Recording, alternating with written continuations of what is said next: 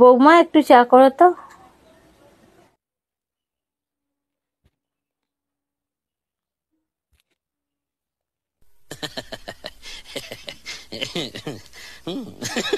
Mampi 3 cup জল নেবে, বেশি নেবে না। আর 1 কাপ দুধ দেবে, আর 1 চামচ চা পাতি, বেশি লিকার জন্য করো না। আর তোমার 3 চামচ চিনি দিলেই হবে। বেশি মিষ্টি কি খাবে নাকি বলো মা? তো আসছি। চা হয়ে গেছে? এই তো চা পেয়েছি তো। প্রেসার কুকারে? হ্যাঁ, আমি যাতে পেরেছি তাতেই চা পেয়েছি। এই গ্যাস জ্বলছে কই? তুমি জ্বালাতে বলেছিলে।